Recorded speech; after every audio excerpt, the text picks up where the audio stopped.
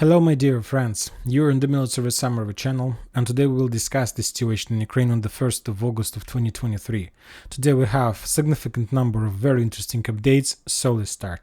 And if you ask my opinion, I believe that the most interesting and the most important updates currently are coming from the Black Sea. And the updates we start receiving this night when the Ministry of Defense of Russian Federation at 7 a.m. of the local time reported that during the previous night of the local time the Ukrainians made an attempt to attack the Russian fleet and the Russian ships in the Black Sea. The Ukrainians were using 3 Navy drones that were destroyed as a result of Russian counterattack.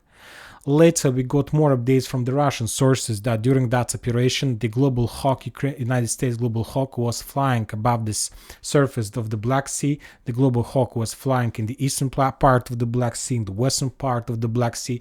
And later, we got update from the Russian military expert Ryber that Global Hawk was providing the intelligence information to the Ukrainians, and basically, to tell the truth, that Global Hawk and the United States of America was controlling that operation and completely responsible for that attack against the Russian fleet and the Russian ships. And this is not the main problem. According to the Russians, they were forced to send Su-30 in this area to protect their ships because at the same time in the same area another aircraft was redeployed by the Western countries, and I'm talking about P-8A. This is the anti-ship aircraft that can attack and can destroy the ships of Russian Federation. As soon as the Russians redeployed their Su-30 in this direction, the United States of America took a decision to move their Global Hawk from this area, and Global Hawk entered the NATO airspace. And the Russians left the Black Sea. The Russian aircraft forces left the Black Sea and moved back to the Crimea. But this is not the end of the story, because later during the day we got more updates from Crimea. The Ukrainians sent their drones in that direction, but the Russian air defense forces managed to discover the Ukrainian drones and to shut down. And as you can see, this is as you can see on these videos and this picture, the results of that process of that air defense work. The Ukrainian drone fell down and there was an explosion. But also, this is not also the last updates, the final updates, interesting updates from this territory. Probably today we have a lot of geolocated videos, but there is one video I would like to show you and would like to tell you my opinion that probably this is the most interesting and the most wondering video, probably even since the beginning of the special military operation. And we are going to talk about the Kherson district, about this area. As you can see, there are 2 blue icons and that means that these icons belongs to Ukrainian forces, and the first one took part in the western part of Kherson area, and this is the video. According to this video, as you can see, this is a small line, this is a small island. According to this video, we see significant number of Russian forces that are redeployed along this line. And maybe they have some trainings, military exercises and so on, but this video was made from the Ukrainian drone. At some point of time, the Ukrainians started bombing and shelling Russian positions in this area using HIMARS missiles. And according to the author of this video, there were 5 attacks, 5 missiles with HIMARS and 5 strikes. Yet we haven't received any updates from the Ukrainian side about the number of losses from the Russian side, but anyway, this video is not about the losses. This video is about the defense belt that the Russians have on this flank of Kherson, on this flank of Black Sea. So basically the Russians have established one of the most powerful defense line against this territory, against this sector. And now as I understand, all these situations, all these events, all these attempts from the Ukrainian side to attack Russian fleet, the intelligence with Global Hawk, the Russian positions in this area is the things of one picture, is the things of one chain. And basically, as I understand, the Russians currently are the Ukrainians are attacking the Russians not because they want to sink the Russian ships or to destroy Russian ships or to restore the grain road or something like this. The most important things, the most important experience that Ukrainians want to achieve as a result of this battle, they want to get an answer to one simple question: whether the Ukrainians are able to attack and to repel the Russian fleet attacks and to establish this defense belt. So basically, this is exactly what the Ukrainians want to do. They want to create some line. Of course, it's invisible line, It's a line on the surface of the water, and this line should allow the Ukrainians and should create some kind of secure area for the Ukrainians, for the ships, for the forces, for everything that located on the north of this line. The Ukrainians want to be 100% sure that if the Russians start their offense or start movement of their ship in this area, every single ship will be destroyed. So the Ukrainians want to have 100% sure and guarantees that the Russians are not able to cross this yellow line. And if the Russians are not able to cross this yellow line, and this video with HIMARS attacks against this line tells me and confirms, at least for me, that Ukrainians are planning to prepare the landing operation. This operation has the name Operation Day D, and the Ukrainians are going to attack the Russians exactly in this direction. And if the Ukrainians can do this, if the Ukrainians can secure this yellow line, and if the Ukrainians can allow and can create the system that the Russians can't cross this yellow line to the north, they can attack in this direction, they can create the bridgehead in this area, and after that they can support the rest of Ukrainian forces to attack from the north, from Achaka, from Kherson in this direction. Furthermore, we got another video from this district, from the northern part of the, let's say, southwestern part of Kherson. On this video we see how the Ukrainians managed to discover the Russian defense positions, the Russian warehouses, and after that they start bombing and shelling the Russian positions with drones. So as a result of this Operation Day D, the Ukrainians obviously wants to establish control over this territory, and after that it's going to be not a very big deal to support and supply their forces on this area, because the Ukrainians are not counting losses, and believe me, as I understand, they will find a solution how to redeploy tanks, how to redeploy ammo depot, fuels, munition, and so on, everything they need, and manpower, of course. Furthermore, don't forget that there are a lot of ammo warehouses, ammo depots in this area that belongs to the Russians, and of course they will be also captured by the Ukrainians. So this is my understanding of the situation. Furthermore, the Russian sources published a very interesting piece of information saying that these days is very terrible, not very terrible, it's very difficult, very stressed day for the Russians, because the Ukrainians intensify their activity in this area. Almost every single day the Ukrainians attack the Russian positions, everything they have, with all types of weapons they have, with artillery systems, with HIMARS systems, with everything they have and everything they need to create and prepare successful landing operation during the Operation DD. Furthermore, more and more sources are saying about this operation. A lot of sources confirm this piece of information from the Ukrainian side, from the Western side.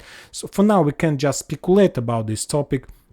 But all these events in the Black Sea tells me that probably the Ukrainians will try to make something like this. Furthermore, today the Russians, when talking about this flank, reported that they managed to destroy IRIS-T artillery air defense system using Lanceted drone. It's of course beautiful video, beautiful situation. Everything is beautiful. The Lancet destroyed the air defense system that was created to destroy Lancet. So everything is beautiful in this video. Furthermore, the Russians, as a result of the Russian air defense system, managed to shut down the Ukrainian helicopter Mi-24. Some sources are saying that maybe that was Mi-8, but anyway, it doesn't matter. The fact is that the Russians do have possibility to shut down the Ukrainian helicopters, and this video is geolocated, and this video took place exactly today, or maybe like yesterday in the evening or something like this. Furthermore, the Russians continue using guided bombs against the Ukrainian positions on this bank of the river, because as we discussed, the Ukrainians have accumulated significant number of the forces. The Ukrainians try to create the situation, they try to force the Russians to think that the Ukrainians will cross Dnipro River, along the Dnipro River, but not somewhere in the south, like in the area of Kimbur, in the western part of Kherson district, that they will try to cross this somewhere here. Furthermore, if we increase the level of the number of updates since the beginning of the previous week, we're going to see a lot of usage of guided bombs, at least in the vicinity of Kazatska.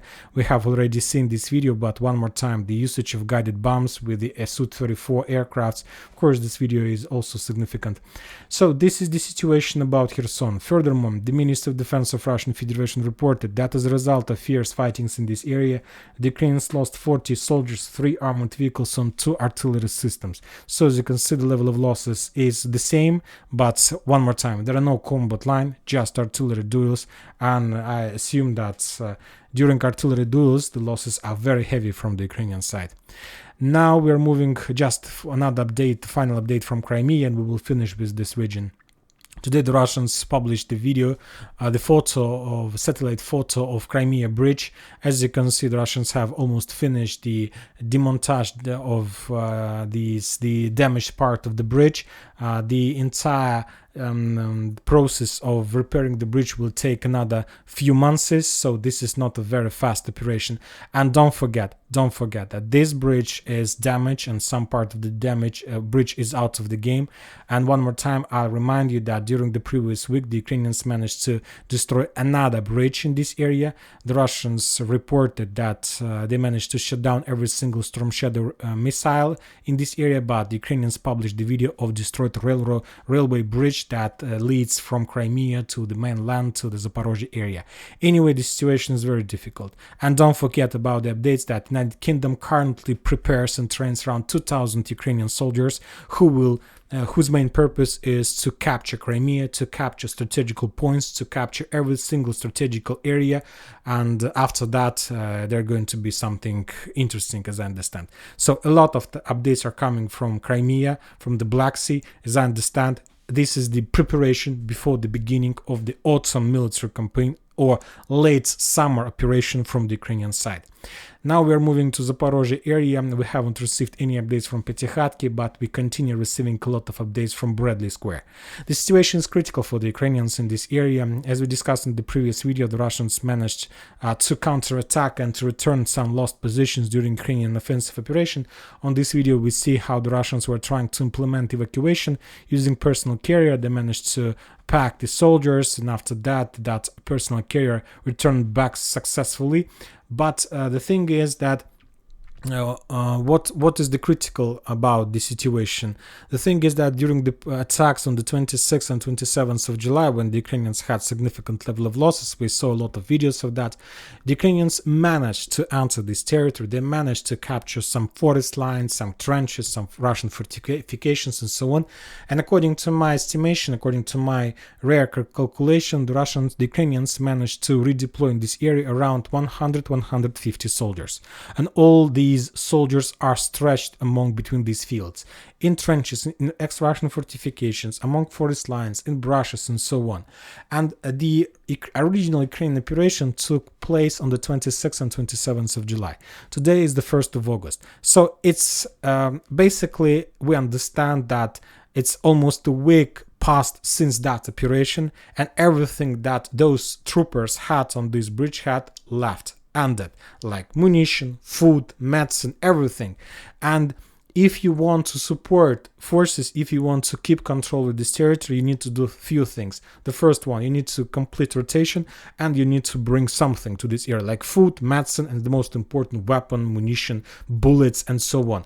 And after a very small operational pause from the Ukrainian side, these days, today and yesterday, the Ukrainians intensified their activity, and the main thing they were trying to implement is to bring as much as possible. The Russians knew about that. They know exactly what the Ukrainians were planning to do, and today there was another like crazy day, suicide day for the Ukrainians.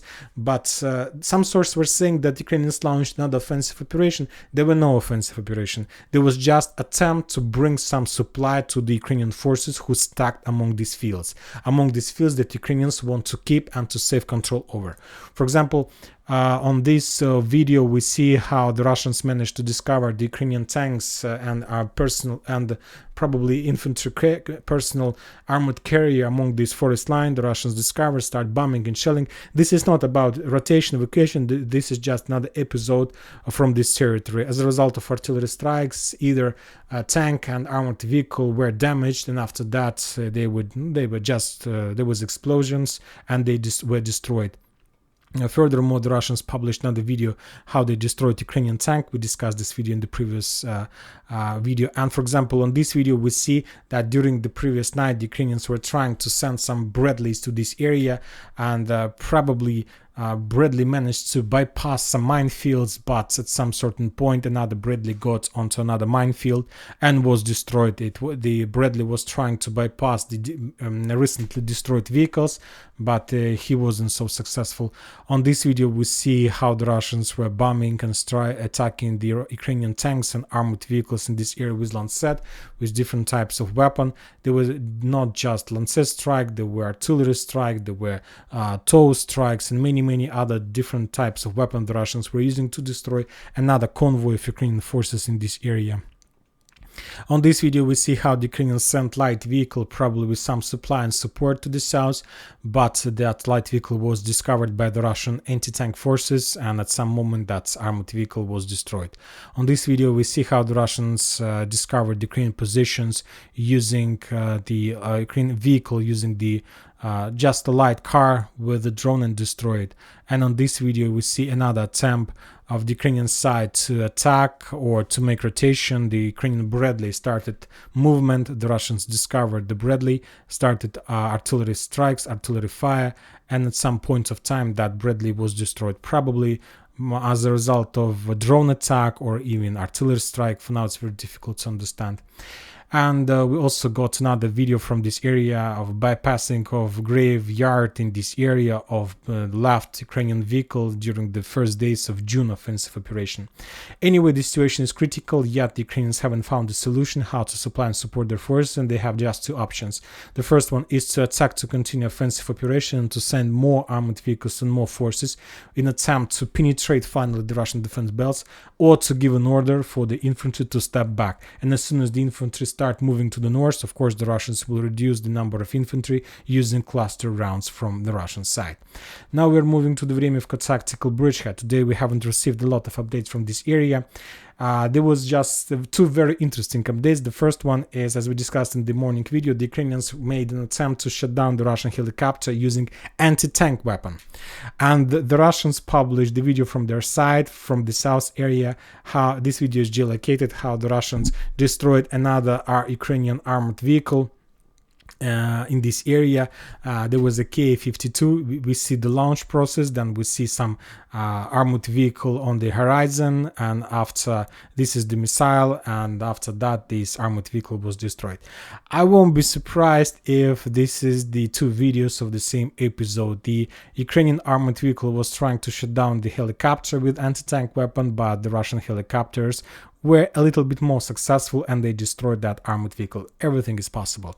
Also, the Ukrainians published the video how they were bombing and attacking the Russian positions in the vicinity of Pryutina. We're using this video just to recognize the real positions of the Russians and the Ukrainian forces, and according to this video we see that the Russians controls this territory. We're just confirming the combat line, we're confirming the front line in this area.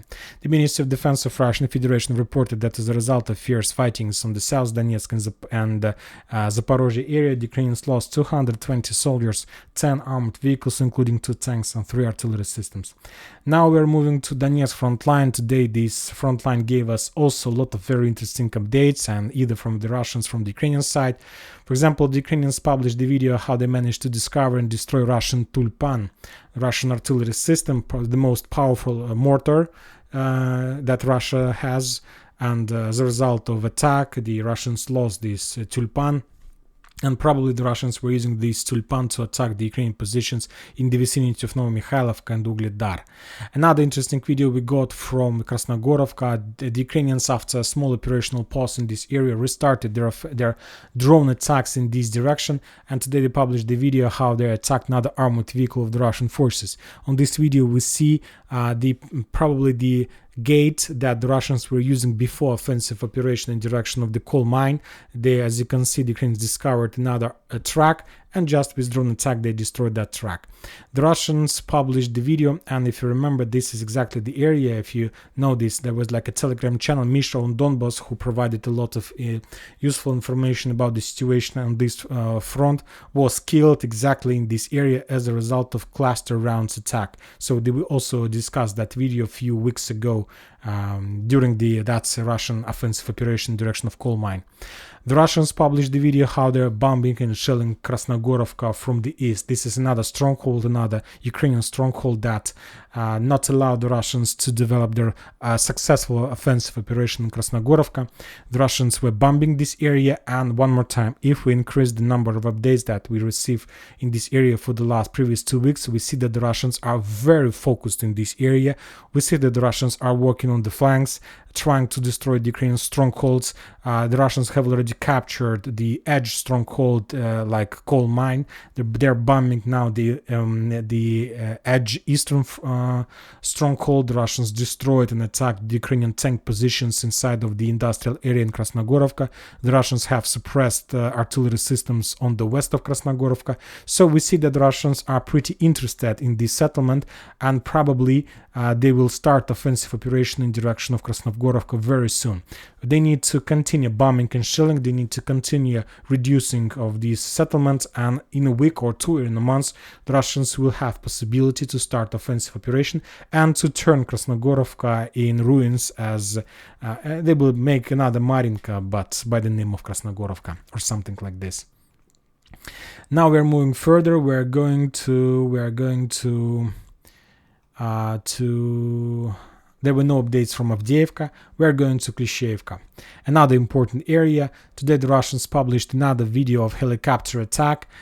This video is geolocated. We see at least approximately the area of missile launches. This is the fresh video. According to this video, we see that the Ukrainians were trying to send some reinforcement to Klishchiivka on the north of Klishchiivka, but that armored vehicle was destroyed as a result of Russian Ka-52 attack. As you can see, currently we have just two areas of Ka-52 operating. The first one is Vremivka tactical bridgehead. Probably maybe some squads are located in the vicinity of Zaporizhzhia, but their main base is located in the south in Berdyansk airfield, so I believe it doesn't matter for them to fly to the west or to the east. And the second area is Klishchiivka. Basically that means that this is a very difficult situation that forced the Russians to redeploy helicopters in this area. The Russians also published very interesting article. The Western sources published very interesting article of very heavy losses of Storm Brigade. That brigade was created recently. That brigade was it was the former Dnipro 1 National Battalion, and not the former field commander reported that the loss of that brigade was very heavy during the process of storming of that settlement, Klishchiivka. This is the brigade on the map, Loot Assault Brigade, and this brigade during just a few days of battles lost around half a battalion. So significant losses. And also the Russians published the video how they were bombing and shelling this part of Klishchiivka, the part of Klishchiivka that is or was under Ukrainian control. The Ukrainians from their side continue bombing and shelling the Russian positions behind Azaryanovka, Kurdyumovka, Zelenopolye, and Andreevka. Behind this area, probably the Ukrainians continue their preparation before the final strike in this direction, because this is a vital question for them. They see that they can't take Klishchiivka, but they tried their luck in this area. We got another video how the Ukrainians during few days, starting from the 22nd, starting from the second half of 20th of July till today, destroyed one Gvozdika. They destroyed a few mortar systems, 120 millimeters. They destroyed few personal armored carriers. They destroyed few Russian positions, destroyed few munition depots. So they are very successful in this area. I'll remind you that we have increased the range. As you can see now, there is a part of the video when the real attacks began. Lots of explosions, a lot of result attacks, and so on. And another video we got from the north of the area. The Ukrainian drone discovered the Russian positions, and as a result of small hunting, the Ukrainians attacked the Russian personal carrier or armored vehicle. Also behind Andreevka, Klishchiivka area, probably the Russians were trying to redeploy some forces or something like this. Anyway, one more time, if we increase the level of updates for the previous 2 weeks, we see the geography of Ukrainian attacks. All these blue icons mean successful Ukrainian attack. I'm not saying about that the Ukrainians managed to destroy, but I'm talking about the target, that Ukrainians managed to get the target, because they're using very light drones, and sometimes drones are not able to destroy at least tank, but they can damage it. and to make it not possible for the Russians to use this in the further. This is the geography of Ukrainian attacks. A lot of attacks, a lot of weapon, and this is very important, as I understand from the number of weapon and forces they use. This area is probably the most important for the Ukrainians. We're talking about the facts. Let's call it like this. Now we are moving to, let's go to the northern area of Artyomovsk, of Bakhmut. As you can see, we haven't received no updates from Orekha, Vasilievka, Dubova, Vasilievka, from Solidar, from 10th Mountain Assault Brigade. They haven't published even a single video about the process of hunting for the Russian forces in this area. The Ministry of Defense reported that as a result of fierce fightings on Donetsk front line, starting from Marinka to Solidar area to, let's say, even further to Bilogorovka, the Ukrainians lost 345 soldiers, 11 armored vehicles, including one tank, and just pay attention, 11 artillery systems. So that was a very crazy day for the Ukrainians. Just for the previous 24 hours, the Ukraine lost 11 artillery systems, 1 Grad system, 5 Polish howitzer scrap, 1 M777 howitzer, and 4 artillery systems of unknown type. The Russians couldn't discover. Probably the Russians have destroyed some accumulation of forces. So we haven't received any video confirmation of that, but we see the numbers that there was a very powerful counter-artillery duels that probably the Russian won, at least when talking about the previous 24 hours. Now we're moving to Lyman front line. The Ukrainians published the video how they were bombing and shelling the Russian positions in the forest, in the Kremenaya forest. And basically this video confirms that the Russian reports in the past that they launched offensive operation in that forest and managed to capture some strongholds and so on. So this video basically confirms the Russian progress, because all these trenches used to be under Ukrainian control. If we take a look at this map, we see that this area used to be under Ukrainian control, but now we got the first video confirmation that the Russians control this area. So we will update this map, and before the next video we will color this territory in red color, showing the Russian progress at least in this part of Kremenaya forest. Also, the Russians published another attack in direction of Kremenaya forest, but in the vicinity of Dibrova.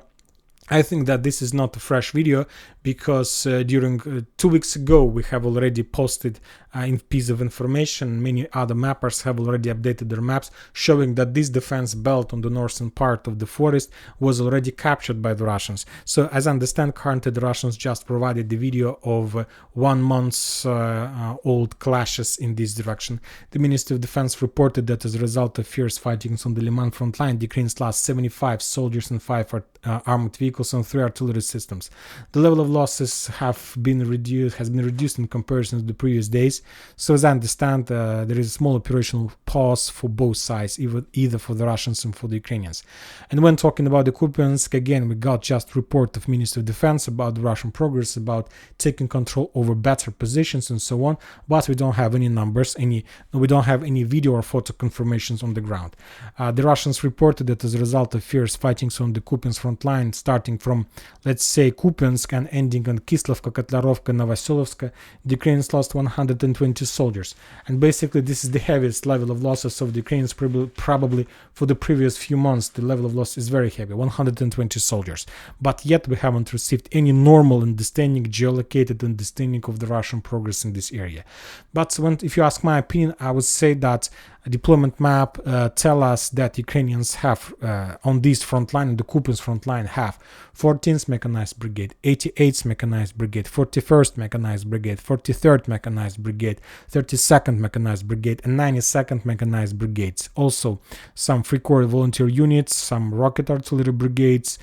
So this is probably that this area has 50-50, the 50% of old brigades that were created and were operating since the beginning of the special military operation, and there are a lot of brigades like 88th, like 41st, like 43rd, like 32nd brigades from strategical reserves, from the reserves, from the forces that were trained by the Western countries. And as you can see, the Ukrainians have redeployed significant number of these forces. And the question is, what is the purpose of this redeployment? Or to attack, or to defeat the Russians and to defend? Very difficult to understand, but we see that this area is also very, very important for both sides. And now we're getting to the Kharkiv area. The Russians continue publishing video. The same source continue publishing the videos of artillery duels along the border between Ukraine and Russia, between Kharkiv and Belgorod. On this video we see how the Russians managed to discover the movements of the Ukrainian forces, and as a result of artillery strike the Russians managed to at least to force the Ukrainians to step back, but maybe even more, maybe they destroyed also position or some warehouse in this area. Another interesting updates are coming from Belarus. Today the Russian sources published that there is a real piece of information that Wagners are going to return to Ukraine very soon. Very soon, and currently we got reports that I don't know where did they get this information. I'm just trying to explain to you what people says. Maybe this is a complete speculation, but the Russians are saying that Wagner start buying drones in significant number, like hundreds or even thousands of drones, and they're almost ready to start their new trip on the territory of Ukraine. And probably we are going to finish this video with Niger, of course, with this currently probably the second important area. And today we got a very interesting report from the Russian sources that there was a project of gas pipeline that should go from Nigeria to Algiers through Niger. And as we understand, the sources are saying because of that fact that there was some military coup in that country, this project highly unlikely will be implemented. And as we understand, according to this map, we see that the most of the gas pipelines after Algeria should enter Spain, Italy and France and Germany. And of course, this project doesn't fit, let's say, someone's requirements like Russians, like Saudi Arabia and so on. And I believe that there are a lot of forces, a lot of powers in the world who would like to prevent this implementing of this project, and will help Niger and many other countries to not to allow anybody, any powers to build this, to complete this gas pipeline or something like this. Furthermore, some countries in this area have already reported that they will enter Niger and they will return the real power according to their understanding. But also a few countries like Mali and Burkina Faso have already supported Niger and the new power, and that anybody enter this territory, they will start clashes on the side of Niger. So very difficult situation. And as I told you, as we discussed, that if something happens, I believe that some parts of Wagner forces will be, of course, redeployed in this area to support and to help the forces of Niger against any international intervention on the territory of this country. And that's it for today. Military Summary channel reminds to condemn any violence in the world. Thank you for your watching. Subscribe to my channel, put your likes, share my Patreon, and have a good day. Bye bye.